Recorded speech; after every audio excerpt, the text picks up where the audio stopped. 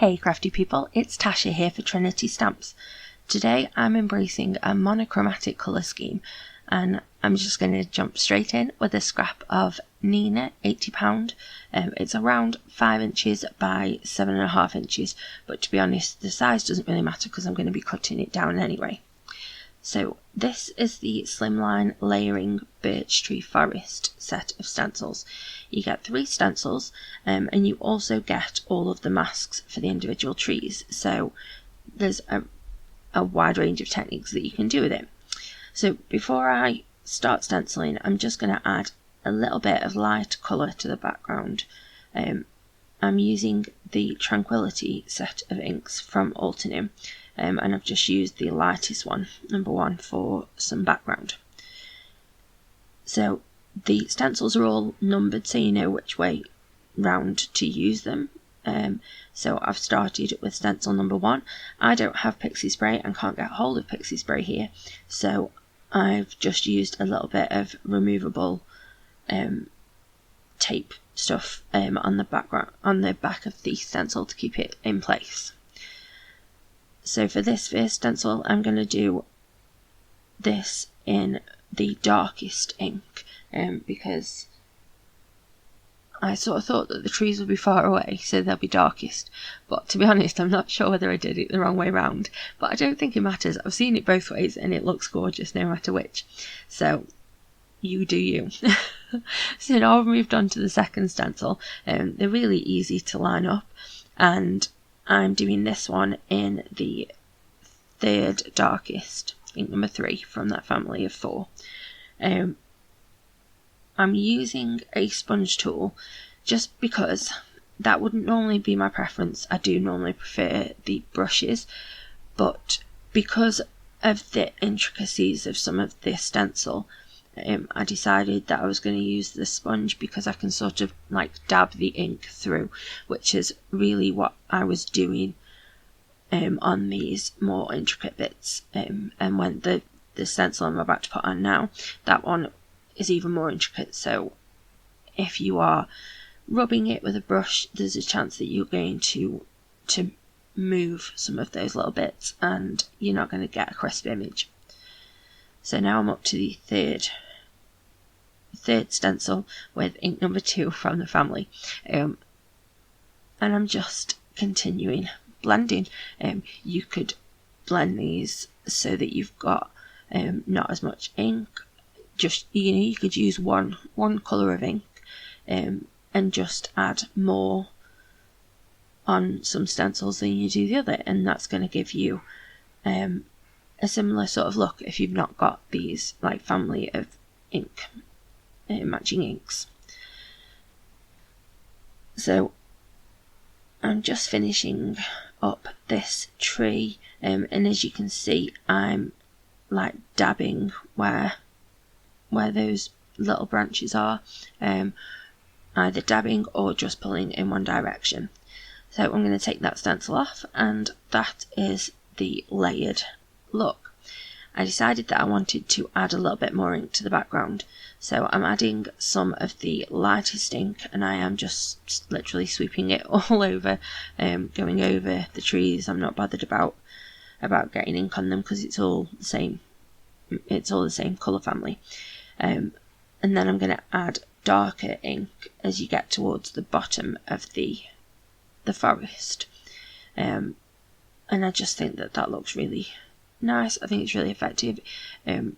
This stencil set is beautiful and it's so easy. It's so easy to line up and so easy to actually do. So I'm just working my way through the inks, and I do end up using the darkest ink at the very bottom, and then each time I add a darker ink I just go back through the other ones, going up so that it's a gradual blend up to the top of the forest rather than it being quite a harsh it blending rather than it being harsh between the colours. That's what I was trying to say. Oh, it's been a day. Okay, so here I've added some of the darkest and I'm just working my way back through, as I said, and there is the finished forest. I absolutely love it. It is a slimline stencil set, but I decided that I wanted to make an A2. So I'm going to trim this panel down with one of the dies from the Modern Embossed Layering die set. Again, I will have everything linked. I am so bad with names. So I decided that I was going to grab out, this is the background stamp from the last release. It's like encouraging words, something like that, I want to say. It's just basically text, but it's all just really encouraging and positive, like affirmations, and I love it. I think it's so good. So I've inked it up well and then put an A2 panel of Nina £80 on it. I did put it on wonky, but it's okay. I love it. So I cut that with the largest of the Modern Embossed layering set. I grabbed out the 2 stamps Autumn Greetings from one of the other new stamps from this release. Oh my goodness. And I've lined up the word greetings and I'm going to emboss it. So I have added some anti-static powder just because there was a lot of ink on there, so I wanted to make sure that the embossing powder wasn't going to stick to anything that I didn't want it to. So I stamped down the greetings, then I took that off and added the autumn. If you try to stamp them both together, because of obviously the stamp is bigger than the image or the word that you're actually putting, so if you do try to do them together, they're going to look really far apart and a bit unnatural, so it is much better to do one and then take that stamp off and do the other. So here is some embossing powder, designed by me, and I've just added that onto my sentiment. This is keeping with the blue tone, but it has got little tiny pops of gold just because that's fun. So I heat set my greeting, and because I've put so much ink on here and then done heat embossing, the panel was really warped. So I'm adding some really strong double-sided tape to the back of the whole panel, right the way down, and then I'm going to stick it onto some scrap card. So this is just some black card that I don't like because I just don't like it. It's from my stash, so I'm just gluing it on and then trimming right round it, right the way up.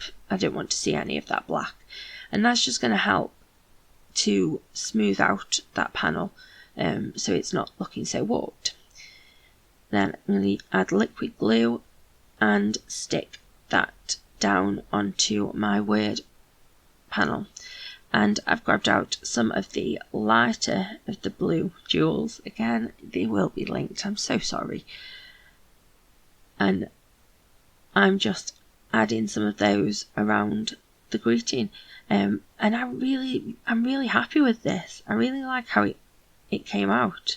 And normally I do put a lot of colour, but yeah, I liked that this was a bit more sedate.